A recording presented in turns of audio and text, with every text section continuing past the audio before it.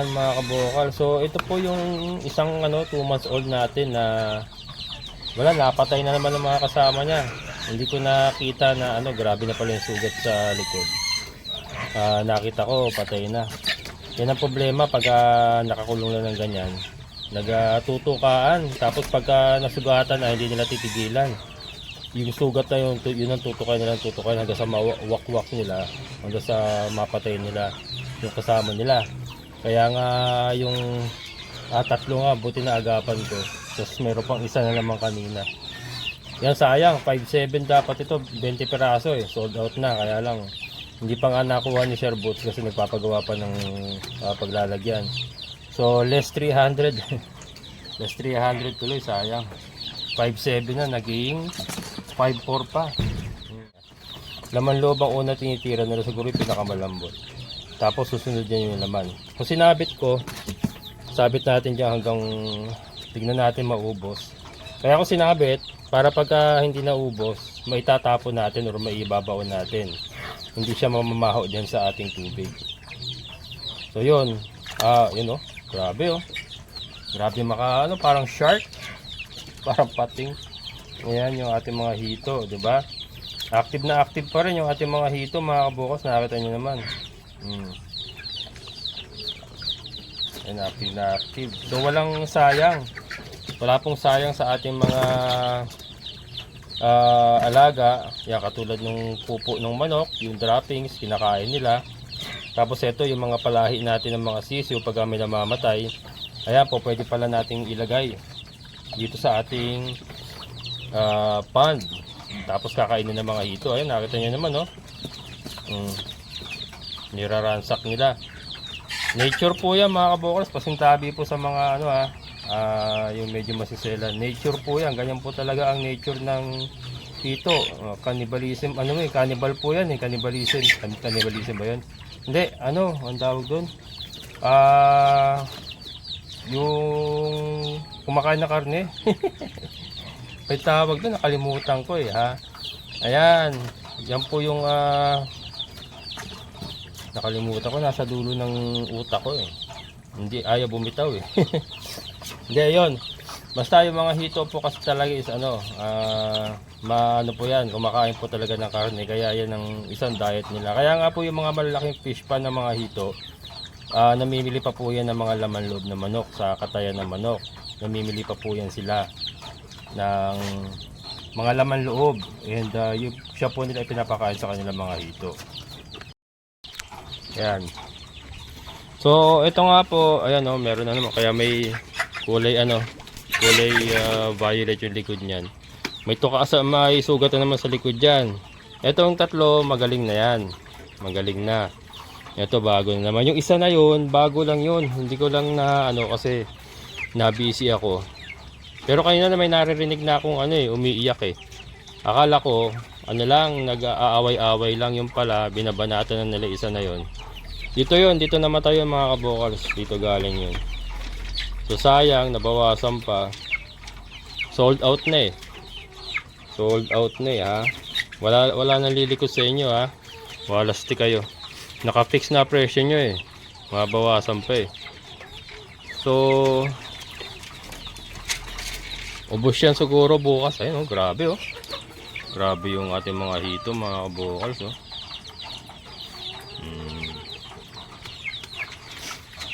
Yung pagbagsak po ng pagbagsak po ng droppings ng ating mga manok, non-stop po yan. So yan na po yung pinagkakaabalahan nila. Kaya parang sa sa pag-observe ko, ayun kita nyo, kinukuha talaga nila, kita nyo ba? Pagka may talaga, may bumabagsak, active na active sila. So kumbaga yung pansin nila, yung kanilang atensyon nakatuon diyan. Nakatuon na diyan sa mga bumabagsak na droppings ng ating mga manok. Diyan na sila nakaabang. So sa tingin ko yung cannibalism na iiwasan na. Kasi nga ang atensyon nila nandiyan. Naghihintay na lang sila ng kung may babagsak na na Ayun o, pinagkakaguluhan o. Kung may babagsak, yun na ang kanilang pinag-aagawan. Kaya sa tingin ko, madalang po yung ano, yung kahit may shooter tayo diyan, madalang yung cannibalism na nangyayari. Kasi ano sagana sila sa pagkain mga kabokals Sagana sila sa pagkain. And again, disclaimer, siyempre hindi natin kakalimutan yung disclaimer. Ang mga hito pong ito hindi po pambenta. Yan, parte po yan ng ating aquaponic system. Ayan baka may mag-react na naman. Pero yun nga, ang kinakain lang po nila is yung mga pupo ng manok natin. At saka yun, pagka may namamatay pala, ibibigay na lang natin sa kanila kaysa ibaon natin, sayang naman. Para, di ba, laking pakinabang talaga ng ating mga hito dito sa ating sistema. Hindi lang nila nakokontrol yung amoy ng pupo ng manok, yung kiti-kiti ng lamok, yung pag-accumulate ng mga pupo sa flooring, pati po yung mga yung mga patay ng mga namamatay nating manok ay hindi po masasayang kasi may papakain natin sa kanila. Ayan. Inabangan nyo po, ito syempre, kahit sinabi ko pong hindi pambenta, hindi ko naman po sinabing hindi po pwedeng kainin. Pwede pong kainin niya mga kabokals. Pero, pang personal use na lang, sa amin na lang. Pero may sistema pong pag-consume niya. Sabi ko nga, nabanggit ko nga, na mag-allocate po tayo ng separate concrete pond para sa kanila. Para sa mga i-harvest natin na pangkatay. Kumbaga, ilalagay natin sila doon ng siguro mga 3 to 1 month, and then from there pwede na natin silang i-consume. Pagka naka 3 linggo, 1 buwan na sila doon sa malinis na pond, ay po pwede na. Doon na tayo kukuha ng mga pang katay-katay natin, pang ihaw-ihaw natin. Yun po ang plano ko dyan mga kabukas. Pero hindi pa ngayon kasi maliliit pa man sila. Pagka malalaki na talaga, yung mga gabraso na, yan, dyan na po tayo magpapagawa ng separate tank para po makonsume na natin sila. Pero sa ngayon, hayaan lang po muna natin silang nakaganyan at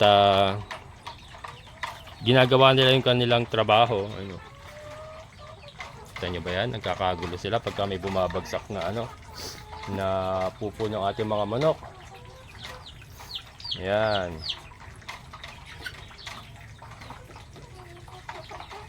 Marami pa rin tayong hito mga kabukals. Ang maganda rito, yun nga, libre ang pagkain, libre na pagkain, hindi na tayo gumagasa sa kanila, nakakatulong pa sila para po makontrol nga yung amoy ng pupo ng manok, yung pag-accumulate ng pupo ng manok, at saka yung lamok. Nakakatulong sila, di ba? Ito nga yung ating mga paitlogin, yan pong ating main business, kaya po may ganito tayo. Ang purpose naman po ng fish pan, gaya nga sabi ko, para po makontrol yung amoy, yung langaw na dulot po ng ating mga paitlogin manok, na nanggagaling po sa ating mga paitlogin manok. So isang sistema po na nagtutulungan. Ating mga decal brown. Yan. Yung po ang downside sa nagbi-breed talagang ang dami pong nagiging problema sa breeding talaga. Hindi po maiwasan yan. Unlike so bibili ka na lang ng RTL, wala ka ng problema. Isa rin po sa tinitignan ko yon, na what if mag RTL na lang. Siguro sa mga pagka sa ngayon kasi may mga breeders pa naman. At saka medyo maglalabas tayo ng malaking pera pagka nagpalit tayo. Let's say nagpalit tayo ng 80 peraso na lang. Malaki-laking pera din po kailangan kung RTL ang bibili natin. Ganun din naman po ang gastos. Pagka nagpalaki tayo ng mga ganyan, katulad yan, ito, malalakas na kumain yung mga yan, bago po sila mangitlog. O ganun din po, kumbaga lang to, inuutay-utay mo lang, hanggang sa, inuutay-utay mo lang yung gastos mo dito, hanggang sa mapaitlog mo sila, versus dun sa bibili ka na ng RTL na 1-2 buwan na lang, mangitlog na. Halos pares lang po yan pag pinagbangga mo. Yan, halos pares lang pong gastos dyan. Ang maganda lang po sa RTL, yun nga, wala ka nang ipaproblemahin pa na may mamamatay. Tapos may pagka-breeding kasi may lalaki, hindi naman puro babae yan. Unlike sa under RTL, bibili ka, puro babae na. So wala, papalakihin mo na lang talaga. So yun, isa rin po yun sa mga ating future plan, pero sa ngayon, sa breeding lang po muna tayo. Ayan, may sipon pa rin ako mga kabokals. At parang nabibinat ako kasi nga yung trabaho natin na ano, nabibinat lang ako na nabibinat, parang paulit-ulit lang yung binat ko, parang ganun nangyayari. Ngayon masama na naman ang pakiramdam ko. At hindi pa tapos ang problema kasi kailangan ko maghakot ng damo. At bukas yata ang maulan. Bukas Biyernes hanggang Sabado maulan siguro yan, malamang. Kasi yung habagat, hilahi ng bagyo. And bukas, pagka nag-uulan na, magtatanggal tayo ng tubig, kalahati. Kalahati po niya tatapon natin para ma-replenish natin yung tubig. Gagamitin na natin yung motor pantapon. Yan ang ihigop. Itatapon natin. Hindi na natin padadaanin sa aquaponics muna. Diretso tapon hanggang sa makalahati niya yung pond. Ibablog ko naman yung mga kabokals. Pero yun nga, yun ang plano. Tinitignan ko dyan, baka mamayang madaling araw maulan na yan hanggang bukas Yan grabe ng ating mga hito talaga mga kabokals Ubos yan. Matindi. Yung titignan mo wala silang ngipin pero meron silang parang mga breed, ang tawag doon. Basta parang magaspang sa kanilang bibig, kaya talagang kumakapit din. Ayan. So yan po medyo malaki na. Kita nyo ba yung buntot nun? Medyo malaki na Ayan. So then, ano ba to? Going 2 months na yata ito ating mga hito mga kabokal. Going 2 months na. Ayan. Ating mga season. May pasaway nakawala. Lagay kita sa tubig Yan, pag yan nalaglag, napabayaan natin. Ubos yan. Ubos ng hito yan mga kabokal. Pagka yan, nalaglag siya rito. Ubos yan. Ayan. So, ang tagal na ng ating mga mga kabokals, 'di ba?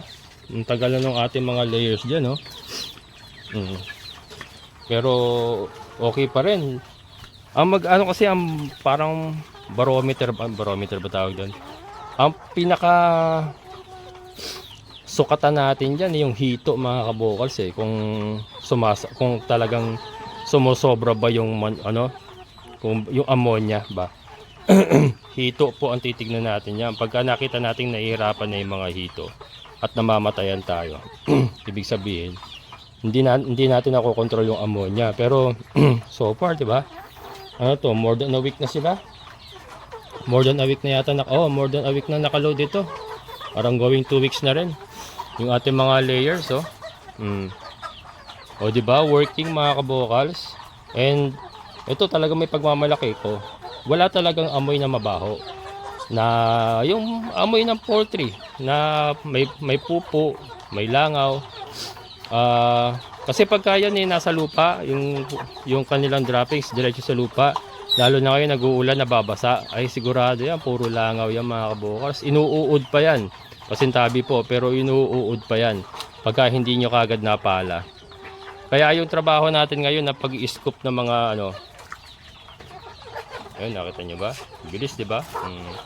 Yung ginagawa natin pag-i-scoop ng mga balahibo, mas magaang yun kaysa yung sa ginagawa ko noon na na pinapala ko talaga yung eggs nila. Tapos isinasako ko. So napaka-laborious, napakabigat na trabaho. Pero ngayon mas madali. And hindi ako nangangamba na kasi yung kahit mapala natin yung eggs nila, andun pa rin nandun pa rin yung amoy mga kabos, nandun pa rin yung langaw, and then babagsakan na naman ng panibagong pupo. Yun, paulit-ulit lang, hindi talaga makontrol. Unlike sa ganito, talagang kontrolado talaga ang langaw. Kasi makikita nyo naman diba, wala kayo nakakitang mga langaw na dumadapo-dapo dyan, diba? Kasi nga pagbagsak sa tubig, sinasalo ng mga hito, and yung mga lumalagpas man na bumababa na doon sa flooring. So no chance po yung langaw na habulin yung or puntahan yung mga droppings nila. Ayan mga yan, nasa mga bakal na kinakayas natin yan. Kinakayas ko yan. May pangkayas tayo dyan. Yan. Di ba? Marami pong hindi naniwala nung una na ito'y gagana. So yan, di po natin pinansin yun, tayo po nagpatuloy. O ngayon naman nakikita nyo, di ba? Hindi man po 100% pa, pero gumagana. Sabi nga, the system is working. Nandun yung purpose natin na makapag-alaga nga po ng layers and makontrol yung amoy ng kanilang droppings at saka yung langaw ay nagagawa natin sa tulong po ng ating aquaponics pond and ng mga hito. And then yung ang nakakatulong naman po sa mga hito saka sa aquaponics pond para hindi po mag-shoot up ang ammonia is yung ating aquaponics na kung saan meron tayong pakwan ngayon mga kabokals. Meron tayong mga pakwan, ayan. Gumaganda yung ating mga pakwan, nakatingala na sila mga kabokals. Ibig sabihin talagang gumagana yung sistema. Yung ating mga papaya, laki na. Kaya lang medyo sumukal na, so magdadamo tayo dito kailangan. Kaya lang ang problema, lagi tayong tinatamaan ng hindi makarecover yung ating katawan. Bibinat. Bibinat paulit-ulit. Kinis pintab mga kabokals. Ayan, marami pa rin ang sipon ko. Dito yung ating breeding area. Ito yung ating magiging breeding area. Ayan, wala yung mga inahin na yan, mga sobra lang yan doon. Pero ang mga breeders natin, manggagaling pa rin dyan pa rin tayo kukuha ng mga breeders natin para i-partner dito sa dalawang rooster natin. Ayan, abangan nyo po, i-ano natin yan. Kaya itong kulungan na ito, sa ngayon nakikita nyo tatluhan sila. Pero magiging dalawahan po yan. Kasi lahat po ng sobra dyan, kukuha ko ng isa lahat dyan, isa. Sa taas naman kasi dalawahan na yung sa taas na yan yung sa pangatlo. Itong pangalawa sa kauna lang naman ng tatluhan. Lahat yan gagawin natin dalawahan yan. Kaya kukunin natin lahat isa-isa. Tag-tag isa. Yun po yung mga gagawin natin breeders. Ayan. Para maluwang sila, hindi sila yung... Although tatluhan, nag-apat nga yan apat nga daw talaga yan. Pero maganda yung dalawa para relax. Yun nga kasi ang tina-target ko ngayon is salted brown eggs na. Ang gagawin nating talagang negosyo ito. Salted brown eggs. So hindi natin kailangan mag-alaga ng napakarami. Hindi natin kailangan mag-produce ng napakarami itlog. Kasi yung value nung mapoproduce natin sa konting manok, patataasin natin sa pamamagitan ng paggawa ng salted brown eggs. Na yun ang ibebenta natin. So, 'di ba? Konting puhunan, konting manok na kailangan, konting itlog ang kailangan, pero maganda naman yung return. Kasi nga, mapapalaki natin yung value ng itlog sa pamamagitan po ng paggawa ng salted brown eggs. Yun po yung ating plano dyan mga kabokals. Ayan, so kayo kukuha mo na ng damo. Getting ready para sa bukas. Kung maging maulan man bukas, at least meron tayong damo naka-inback para sa ating mga kambing.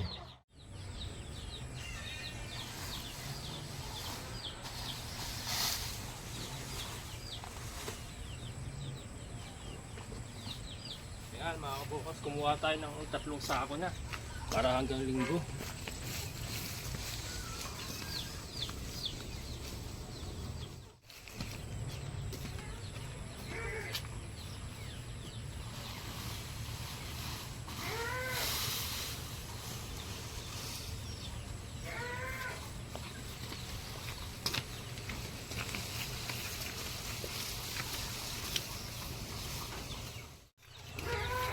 Yan, last one mga kabukas.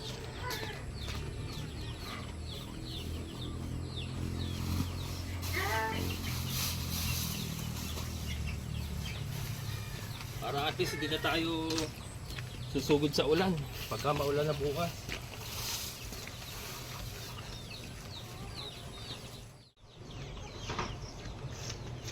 Yan. Pati.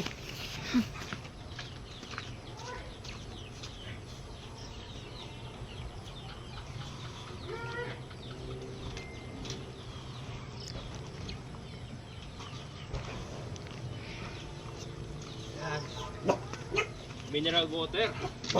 Kasi pag umulan, hindi na makakain si Raptor, mahirap na bumili. Ayan mga kabokal, so stock natin yan hanggang siguro abot hanggang linggo. Sana hanggang linggo. Bukas naman ay biyernes na. Yan, so pinawalan ko muna kasi hindi pa naman umuulan. Pero si Dagul, siyempre may rasyon si Dagul. Ayan. Yan. So yun, dito tayo magtapos mga kabokals sa ating aquaponics. Siyempre yung ating mga kambing, ayan, yung inain. Si Mocha, laki na. Laki na, ganda. Ganda Mocha. Ganda Mocha. Ha? Ganda ka? Ganda pala ikaw man, no? Ayan, si Bambi. So yan, bukas malamang maulan na. Biyernes daw kasi ang ulan, saka Sabado. Kasi yun na yung ihigupin ni habagat natin. Mga kabokals, ito nga po yung ating pakwan, di ba? Yung ating pakwan in aquaponics.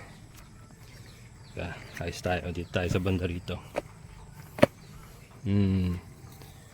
Laki na oh. Ayun yung furniture ko kahapon. Laki na. Ang bilis na lumaki.